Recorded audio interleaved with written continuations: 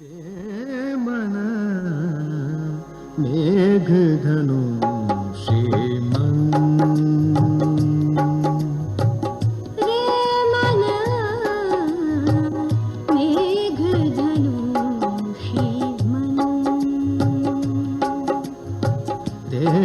मन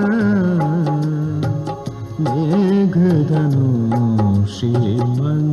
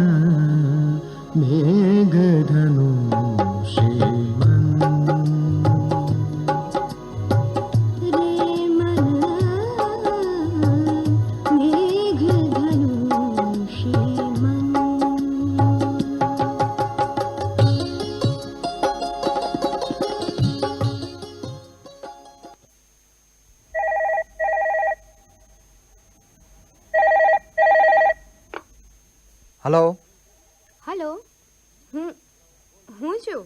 એ સુનીતા, હા બોલ બોલ. આજે સવારના પોરમાં પપ્પા ઓફિસ ગયા ને મમ્મી કોઈના બેસણામાં ગઈ છે. આઈ એમ અ ફ્રી બર્ડ. ને પેલી તારી બેન એ કહી દેશે તો? એ તો સ્કૂલે ગઈ. સારું થયું તે મને ફોન કર્યો. મને થયું કે આજે આપણી સ્કૂલ નથી ને એટલે હવે મળાશે જ નહીં. તો એમાં શું વાંધો? અરે તને એક દિવસ પણ નથી મળતો ને તો મારો જીવ અકળાઈ જાય છે. મને પણ એવું જ થાય છે અજય. પેલું ગીત છે ને, દિલ તેરે બિન કहीं લગતા નહીં, વક્ત ગુજરતા નહીં, क्या यही प्यार है? हाँ यही प्यार है. સુનીતા, સુનીતા આઈ લવ યુ. ધીમે બોલ.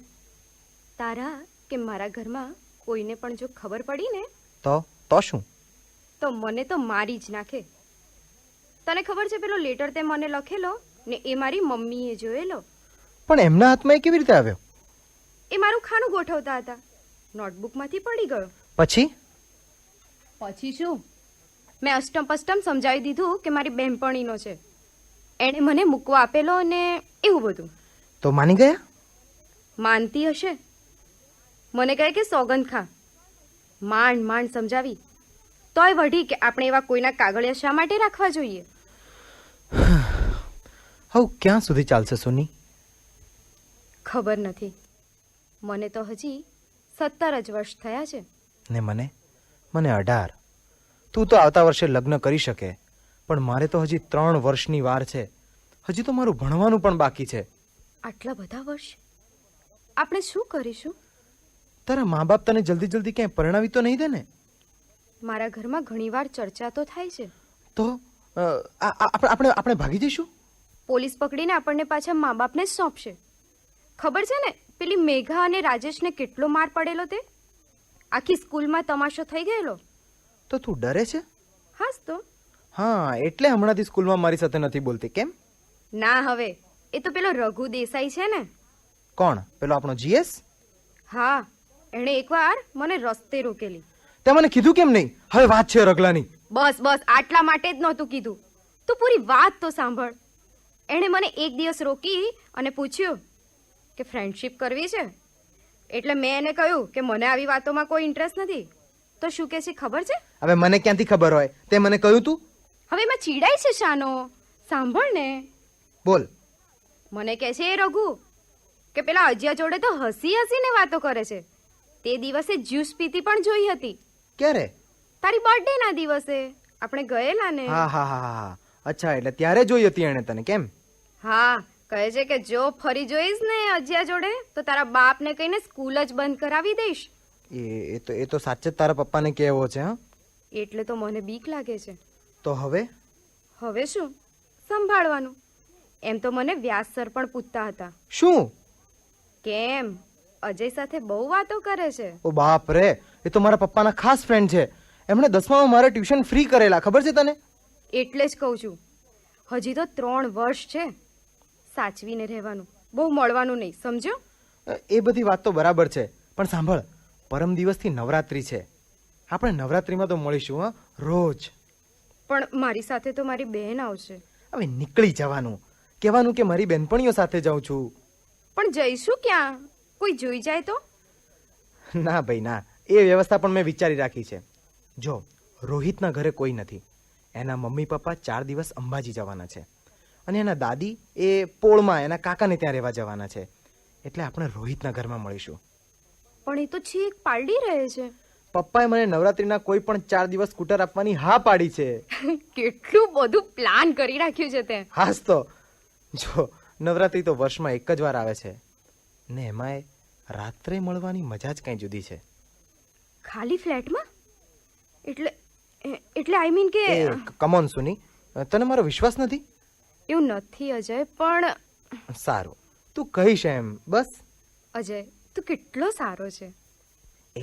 એ સુની, આઈ લવ યુ કેને એકવાર? જા જા.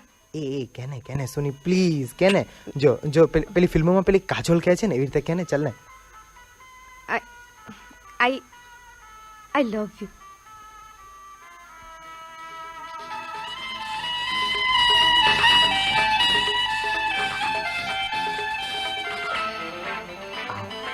આવ સુનીતા, આપણે શાંતિથી બેસીએ. કોઈ આવશે તો? કોણ આવે અત્યારે? રાત્રે 12:30 વાગે. રોહિતને તો મેં કહ્યું છે, એ તો 2-2:30 વાગે આવશે. એ આ શું કરે છે? કેમ? પ્રેમ કરું છું તને. પણ અજય, તે દારૂ પીધો છે? થોડો. ફ્રેન્ડ્સ બધા બેઠા હતા ને, તો આગ્રહ કરીને પીવડાવ્યો એમણે. અને આગ્રહ કરીને એ લોકો ઝેર પાસે તો પી જઈશ? એ કમોન, હવે નવરાત્રી છે યાર, બધા પીએ છે. છોડ, તું આ શું કરે છે? એ ચલ, બહુ નખરા ના કર હવે. તને ખબર નહોતી કે હું શું કરીશ ખાલી ઘરમાં? અજય. કેમ? પેલા પ્રવીણ સાથે નહોતી ગઈ રાહુલના ઘરે? તને કોણે કીધું? અમારે છોકરાઓને તો આ બધી વાત થઈ જ જાય, સમજી? સમજી, બરાબર સમજી. તું મને કેમ લાવ્યો છે અને તારો ઈરાદો શું છે તે પણ હવે સાંભળીને, પ્રવીણ મને લઈ જરૂર ગયો હતો રાહુલના ઘેર, અને મને ખબર નહોતી કે ત્યાં કોઈ નથી. પણ પછી શું થયું એ ખબર છે? શું થયું?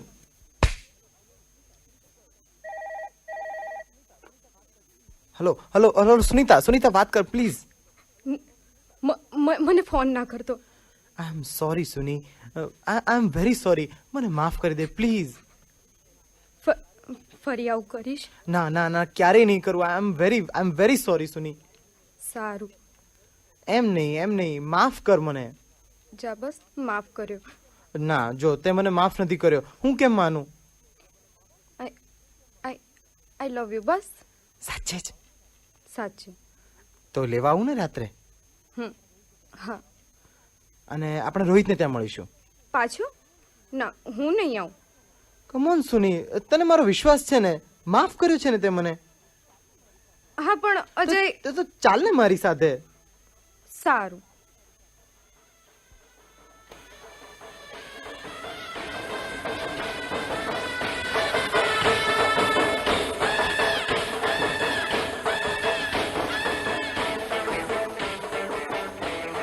સુનીતા, ધાર કે આપણે ન મળી શક્યા, એટલે કે ન પરણી શક્યા તો હું મરી જઈશ અજય.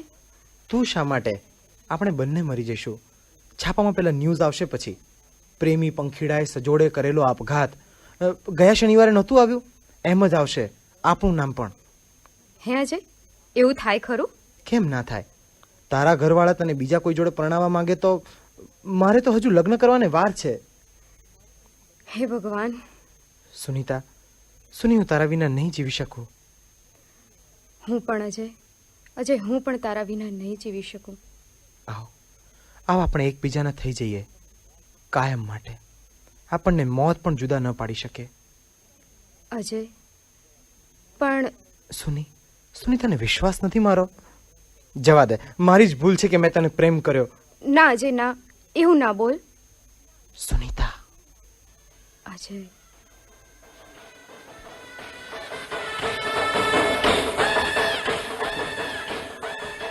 એમાં ચિંતા શું કરે છે? હવે શું થશે? કંઈક રસ્તો વિચારીશું ને આપણે. તું તારા મમ્મી પપ્પાને કહીને લગ્નની વાત કર ને.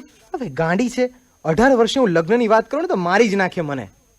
મારા ઘરે ખબર તો પડી જ જશે. હો અજય, મમ્મી મને ગઈકાલે જ પૂછતી હતી. શું? શું કેમ કરે છે યાર? 2 મહિનાથી હું દૂર નથી બેઠી. અમારા ઘરમાં તો પાડવાનું એટલે તરત જ ખબર પડી જાય. અને મમ્મી તો કહેતી હતી કે અઠવાડિયામાં ફેર નહીં પડે ને તો ડૉક્ટર શાહ પાસે લઈ જશે. તો હવે જે કરવું એ અઠવાડિયામાં જ. હવે મને શું પૂછે છે? જો સોની, પેલી જાહેર ખબર વાંચીને આપણે ગયા હતા, પણ એ લોકો તો 750 રૂપિયા માંગે છે ગર્ભપાત કરાવવાના. પણ પેપરમાં તો હા, એ તો ઓછા જ લખે ને. એમને ખબર પડી ગઈ છે કે આપણો જ ગોટાળો છે, એટલે પછી અજય હું આપઘાત કરીશ. ના સોની, હું એવું નહીં થવા દઉં. મારી ચેન વેચી નાખી. હું મમ્મીને કહીશ પડી ગઈ. જો સોની, હું કમાઈશ ને ત્યારે તને નવી કરાવી આપીશ. ચાલ. અજય મને ડર લાગે છે. હવે હું છું ને, ચાલ. એ સિવાય કોઈ રસ્તો નથી.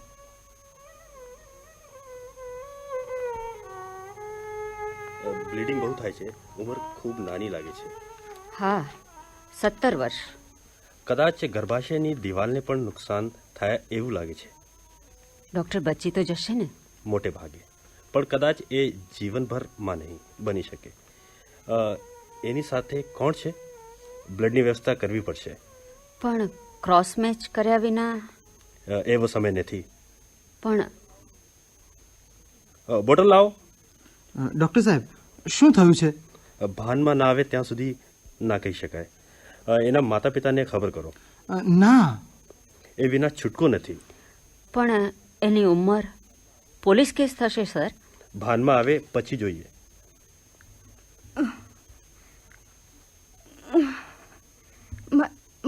મારે ઘરે જવું છે.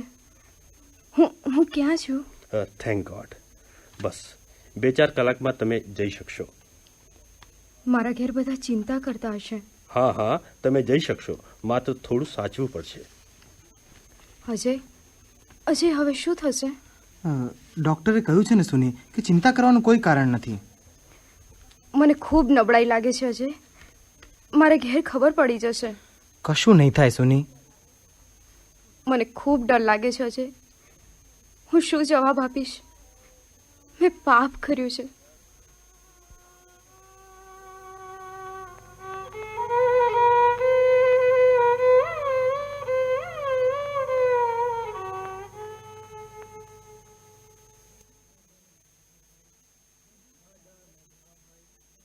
આ ડર, આ ભય, આ પાપની લાગણી બધું જ પછી પ્રવેશે છે. પહેલા તો હોય છે માત્ર કુતૂહલ, દેખાદેખી અને અસર વાતાવરણની, ફિલ્મો અને ટીવીની અને મિત્રોની વાતચીતની. સુનિતા કદાચ જીવનભર માં ન બની શકે. કદાચ એને કોઈ લોહીના સંસર્ગનો રોગ થાય, એઇડ્સ પણ થઈ શકે. અને જો મરી ગયો હોય તો 18 વર્ષના અજયને જેલ થાત, ડોક્ટરનું લાયસન્સ કેન્સલ થાત અને સુનિતાના માતા પિતા દીકરીને ખોઈ બેસત. આ અણસમજ છે કે અજ્ઞાન? જોઈ મિત્રો, કેટલા બધા પ્રશ્નો ઊભા થાય છે આવી ઘટનાઓમાંથી, આવા બનાવોમાંથી. આવા જ કેટલાક ઊભા થતા પ્રશ્નોનું માર્ગદર્શન આપવા અમારા સ્ટુડિયોમાં આજે ડૉક્ટર પ્રતીક્ષાબેન રાવળ આવ્યા છે, કે જેઓ એક ચિકિત્સા મનોવૈજ્ઞાનિક છે અને મનોવિજ્ઞાન ભવનના અધ્યક્ષા છે અને આ પ્રકારનું કાઉન્સેલિંગનું સલાહ આપવાનું કામ વર્ષોથી કરે છે અને એમાં એમને ઊંડો રસ છે. પ્રતીક્ષાબેન, આ જેને ટીનેજ કહી શકાય, એ પ્રકારે એક પ્રેમની એક કાચી સમજણ એમના મનમાં હોય છે અને એની સાથે એક જાતીય વૃત્તિ જોડાઈ જાય છે, એમાંથી આ પ્રશ્નો ઊભા થતા હશે, એવું ખરું? યજ્ઞેશભાઈ, આ પ્રશ્ન એટલો બધો વ્યાપક બની ગયો છે અને દિવસે દિવસે સમાજના ચિંતકોને ચિંતા બહુ જ ઊભી થાય એવો પ્રશ્ન બની રહ્યો છે. પ્રેમની વાત આખી છે એ શરૂઆત કદાચ અહીંથી થાય છે, પણ પ્રેમ એ આખી એક બહુ જ પરિપક્વ સ્થિતિનું નામ છે. આ પહેલા જ પગથિયાથી જ એ લોકો છેલ્લા પગથિયે પહોંચી ગયા હોય એમ માનીને જે સંબંધો કેળવે છે એમાંથી આ બધા ભયસ્થાનો ઊભા થતા હોય એવું લાગે છે. જેમ કે સાથે બેસવાની, મળવાની, વાતો કરવાની, એકબીજાની નજીક આવવાની, એકબીજાની લાગણીઓને સમજવાની, આવી બધી ઈચ્છા અત્યારે છોકરા છોકરીઓમાં, તરુણીઓમાં થાય એ બહુ કુદરતી વસ્તુ છે. અત્યાર સુધી કદાચ એવું હતું કે છોકરીઓ છોકરીઓની જ મૈત્રી કરતી હતી કે છોકરાઓ છોકરાઓની જ મૈત્રી કરતા હતા. પણ અમુક ઉંમર એવી થાય છે કે જ્યારે આવી વિજાતીય મૈત્રીનું પણ એક આકર્ષણ ઊભું થાય. અને હું માનું છું કે મોટા થવાની પ્રક્રિયાના એક ભાગરૂપે આ વસ્તુ જરૂરી પણ છે. પ્રતિક્ષાબેન, એવું બન્યું હશે ખરું કે અત્યારના જનરેશનની અંદર જે એક લૈંગિક સભાનતા છે કદાચ વહેલી આવવા માંડી હોય? મને એવું લાગે છે કે જે વસ્તુ પ્રત્યે એક સંકોચ હતો, એક સામાજિકરણ હતું, એક સાંસ્કૃતિકરણ હતું, એની પરથી જાણે કે એકાએક એક પડદો હટી ગયો છે. અને ટીવી ઉપર કે બહાર પણ લખાણોમાં, છાપાઓમાં પણ હવે આવા પ્રશ્નો જે બાળકોએ અત્યારે કે તરુણોએ ન જાણવા જેવા હોય એ બી સેક્સ એજ્યુકેશનના નામે જાહેરમાં ચર્ચાતા થઈ ગયા છે. અને આ વસ્તુ બહુ કુદરતી છે એમ કરીને આપણે એને કંઈક ખોટી રીતે ખાસો એનો વિસ્તાર પણ વધાર્યો છે. એટલે આ વસ્તુ પ્રત્યે કદાચ એ લોકોમાં સભાનતા વધી છે. પણ જો મનોવૈજ્ઞાનિક સત્યની જ આપણે વાત કરીએ તો એમ કહી શકાય કે આ ઉંમરમાં તો શરીરની બાબતમાં એ લોકોમાં એટલો બધો સંકોચ હોય છે કે ડૉક્ટરની આગળ ઇન્જેક્શન લેવાનું હોય ને તો પણ તરુણીઓમાં એક પ્રકારનો ક્ષોભ દેખાય છે. એટલે એને મનથી તૈયાર કરવા પડે છે. એવી તરુણીઓ આવી રીતે આવા સંબંધોમાં કઈ રીતે સામેલ થઈ જાય છે? જો આત્મસન્માન હોય કે પૂરતું સામાજિકરણ થયેલું હોય તો ગમે તેવું પોતાની સાથેના સાથીનું પ્રેશર હોય કે દબાણ હોય કે આગ્રહ હોય તો પણ છોકરીઓમાં જો એક ઊંડા સંસ્કાર કે સામાજિકરણ હોય તો આવું ન બને. ઘણા લોકો મૈત્રી તો કરે જ છે પણ બધાના જીવનમાં આવો કરુણ અંત આવે છે એવું નથી હોતું. એટલે મને એવું લાગે છે કે એમાં સામાજિકરણની કચાશ અને નૈતિક વિકાસનો પણ અભાવ એ બે વાતો ભાગ ભજવે છે. એટલે આપણે જો કુટુંબની વાત કરીએ એમાં એમને પણ વચ્ચે સામેલ કરીએ મા બાપને, તો ઘણીવાર એ લોકોને ખબર પણ નથી હોતી કે કયા પ્રકારના મિત્રો છે એના સંતાનોને. એટલે દીકરો હોય કે દીકરી હોય અને એ લોકો ક્યાં જાય છે, શું કરે છે, તો એ વધારે પડતો આત્મવિશ્વાસ એમના સંતાનોમાં છે કે પછી એક જાતની બેદરકારી છે?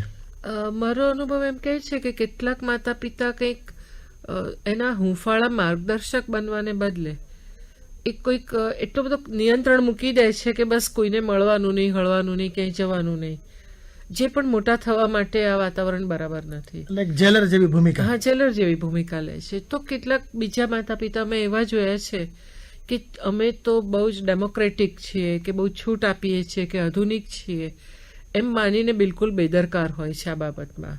બિલકુલ બેજવાબદાર માતા પિતા બની જાય છે. જેમ કે રોકટોક ના કરાય એવું નથી હોતું, પણ ક્યાં કરવી, કેવી રીતે કરવી એ વસ્તુ શીખવાની હોય છે.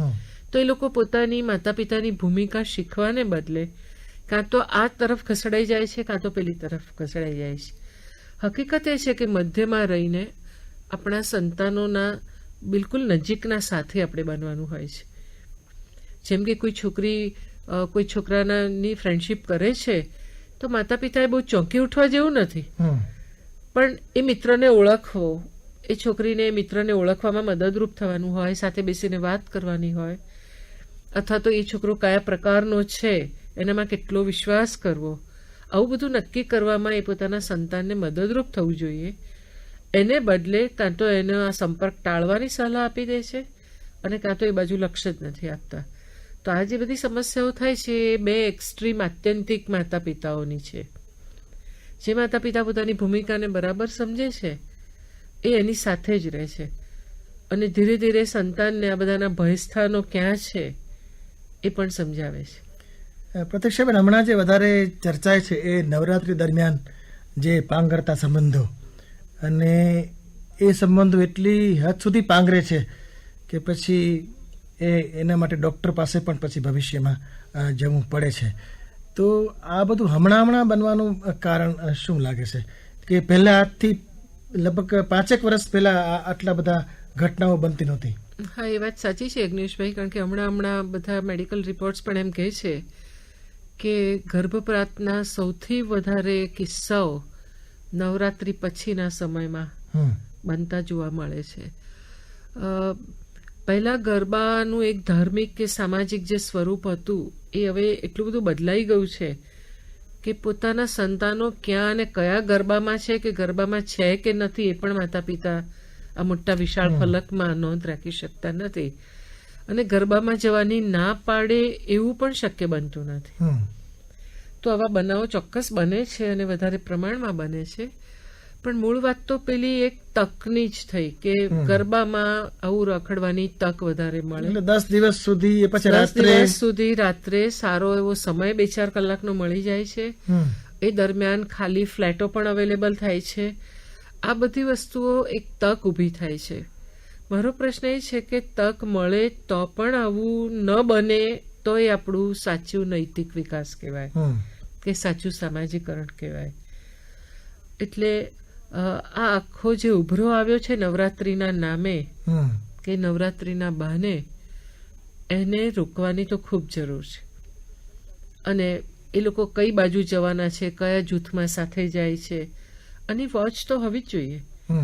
એમને તમે કાચી ઉંમરના લોકોને આમ છૂટા મૂકી દો તો જે ન કરવા જેવા હોય એવા બધા જ પ્રયોગો એ લોકો આ નાનકડી જિંદગીમાં કરી બેસે છે, અને પછી જિંદગીમાં હજી તો પહેલા જ પગથિયે એટલો બધો કડવો અનુભવ થાય છે કે પછી જિંદગીભર કોઈમાં વિશ્વાસ મૂકવાનું કે જે મધુર અનુભવો લેવાનું એવું કોઈ પ્લેટફોર્મ જ એના માટે બચતું નથી. એટલે એ વાત સાચી છે, નવરાત્રીનું આખું સ્વરૂપ હવે બદલવાની જરૂર છે, અને ધીરે ધીરે માતા પિતાએ થોડુંક રિસ્ટ્રિક્શન પણ મૂકતા શીખવું પડે એવું છે. પ્રતીક્ષાબેન, તમે વારે વાર એક શબ્દ વાપરો છો કે સામાજિકરણ. તો આ સામાજિકરણ થવું અને સાચું સામાજિકરણ થવું એટલે એ શું? સામાન્ય રીતે સામાજિકરણ માતા પિતા જેને સમજે છે ને એ કંઈક ટીકા ન થાય એ રીતે આ સમાજના ચોસલામાં ગોઠવાઈ જવાનું આ લોકોને શીખવાડવું, આટલો જ એક ટૂંકો અર્થ છે. એટલે ક્યાંયથી ફરિયાદ ના આવે અને બધામાં જ્યાં હોય ત્યાં ગોઠવાઈ જવું. સામાજિકરણ એ બહુ લાંબી અને બહુ જ મક્કમ અને ધીરી પ્રક્રિયા છે, જેની શરૂઆત બાળકના જન્મની સાથે થાય છે અને બહુ જ પરિપક્વ બને ત્યાં સુધી એ સતત પ્રક્રિયા ચાલે છે. સામાજિકરણમાં અપેક્ષિત એ છે કે સામાજિક જે મૂલ્યો કે ધોરણો છે એને ધીરે ધીરે આત્મસાત કરવા, આપણા વ્યક્તિત્વમાં તાણા વણાની જેમ એ વણાઈ જવા. એ વણાઈ જાય છે તો પછી છૂટા મૂકેલા સંતાનો પણ ગમે તેમ વર્તતા નથી. બીજી બાજુ સામાજિક શિસ્ત પ્રત્યેનો, કુટુંબની શિસ્ત પ્રત્યે એક આદર, જેમ આપણે આમાં જોયું તેમ માતા કે કોઈને બી માન નથી અપાતું. માતા પિતાની સલાહ લેવાની આમાં કંઈ એમને જરૂર નથી દેખાય, અને સીધું જ એ લોકો નિર્ણય કરે છે. એ લોકો ભૂલી જાય છે કે આપણે એક વ્યક્તિ તરીકે ક્યારેય નથી જીવી શકતા, આપણે હંમેશા એક સમાજના માળખામાં જ છીએ. એ માળખું બહુ જડ ના બની જાય એ જોવું જોઈએ, પણ સાથે સાથે માળખાનું પણ એક મહત્વ છે, આ વાત તો સમજાવવી જ જોઈએ. કુટુંબનું શિસ્ત હોય, સમાજનું શિસ્ત હોય તો એના પ્રત્યે એક આદર કેળવવો અને શિસ્તનું આત્મસાત થવું, આ બે કામ કુટુંબે, માતા પિતાએ, સમાજે કરવાના હોય છે. એ પ્રક્રિયા આપણી બહુ જ કાચી પડે છે, અને સામાજિકરણ બરાબર ના હોય તો નૈતિકતાનો વિકાસ થવો શક્ય જ નથી હોતો. એટલે આપણે જે નૈતિકતાની વાત કરીએ છીએ તો ઘણી દૂરની વાત બની જાય છે. પ્રતીક્ષાબેન, પહેલા જોયું કે આવા જે ટીન એજમાં પાંગરતા સંબંધો છે એ આવા એક અપરિપક્વ અને માત્ર શરીરના લેવલે જ રહેનારા સંબંધો સુધી અટકી જાય છે. તો બીજી બાજુથી એક પ્રેમનો એવો ઉદ્રેક આવે છે, અને ઘણીવાર આત્મહત્યાના કિસ્સાઓ પણ અમે જોતા હોઈએ છીએ કે ટ્રેન નીચે ઝંપલાવ્યું કે ગામનો કૂવો પૂર્યો. હજી પ્રેમ શું છે પણ ખબર ન હોય, જિંદગી આખી પડી હોય, અને છતાં એ શક્ય ન બને બંનેને સાથે જીવવાનું, અને આવું પગલું ભરી બેસતા હોય છે. તો એ પણ એક જુદો છેડો છે. તેનું કારણ શું? એનું કારણ એ છે કે આ લોકોમાં આવેગોનો વિકાસ થયો નથી હોતો. આવેગોનો જો વિકાસ થાય તો વ્યક્તિ પોતાના વ્યક્તિત્વ ઉપર એક પકડ રાખી શકે છે, પ્રેમની નિષ્ફળતા કે સમાજ મારા પ્રેમને સ્વીકારતો નથી તો પછી બસ જિંદગી પતી ગઈ. એને આ પછીનો કોઈ વિકલ્પ સૂચતો પણ નથી, એટલે સાથે જઈને મરી જઈને અમર થઈ જવું, આવી એક ઘેલછા એની પાછળ કામ કરે છે. જો આપણા આવેગો થોડા ઉંમરને પ્રમાણે મેચ્યોર થાય કે પરિપક્વ થાય તો દરેક નિષ્ફળતા માટે પણ માણસ તૈયાર હોય છે, અને એને એ બી ખબર પડે કે મારી આટલી નાની જિંદગીમાં આ નિષ્ફળતા તો માત્ર એક પ્રારંભિક સોપાન છે, હજુ તો જિંદગીમાં આવી બધી ઘણી નિષ્ફળતાઓ આવશે, તો મરવા માટે કોઈ આ પર્યાપ્ત કારણ નથી એવું વ્યક્તિને પોતાની જાતે જ સમજાય છે. પણ જ્યારે આવો વિકાસ ના થયો હોય એવા લોકો આવા કોઈ પ્રેમના ચક્કરમાં આવી જાય છે ત્યારે કંઈક આવું આત્મહત્યા કરવી, સાથે ઝેર પી લેવું કે સાથે કાંકરિયામાં ઝંપલાવવું, આવું બધું આવી જાય છે. મને એમ થાય છે યજ્ઞેશભાઈ કે આ પ્રકારનું જે પણ પરિણામ આપણે જોઈએ છીએ એની મૂળ વાત એ છે કે એ લોકોમાં એક આત્મીય સંબંધોનો અભાવ હોય છે. ટૂંકમાં એ લોકો પાસે ઘરમાંથી કે સમાજની આજુબાજુમાંથી કોઈ એવી હૂંફાળી જગા એમને મળતી નથી. માતા પિતા સાથે પણ એમના લાગણીના જોડાણો મજબૂત નથી કે જેથી માતા પિતા એમની સાથે માર્ગદર્શક કે સાથી બની શકે. તો ઘણીવાર આવા છોકરા છોકરીઓમાં એ જે અંદરની બાળપણથી રહી ગયેલી એક જરૂરિયાત છે એ જ અંદરથી જોર કરતી હોય છે અને કોઈની બહુ જ નજીક જવા માટે એને ધક્કો મારતી હોય છે. એટલે આખી પ્રેરણા એમાંથી ઊભી થાય છે. પછી એ વખતે આ જરૂરિયાતનું બળ એટલું હોય છે કે એના જોખમો વિશે વિચારવા જેટલું એ લોકો થોપતા નથી. તો મને એમ થાય છે કે આપણા અત્યારના માતા પિતાઓ પોતાની આ ભૂમિકાને બરાબર સમજે કે ઊંડા આત્મીય સંબંધો કેળવવાનો મોકો ઊભો થાય તો પછી આવું બનતું નથી. મૈત્રી મૈત્રી જ બનીને રહે છે, પણ આવા ખરાબ પરિણામો સુધી પહોંચતી નથી. પ્રતીક્ષાબેન, તમે સરસ વિશ્લેષણ કર્યું અને માર્ગદર્શન પણ આપ્યું. मन मेघधनु श्रीमन्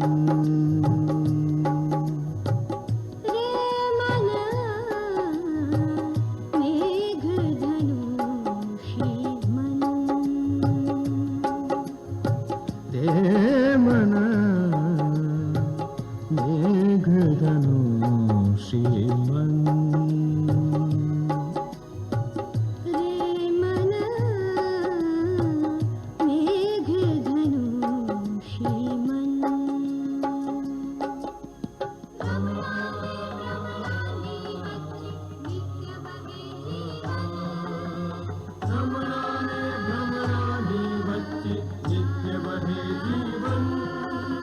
नित्य वहे जीवन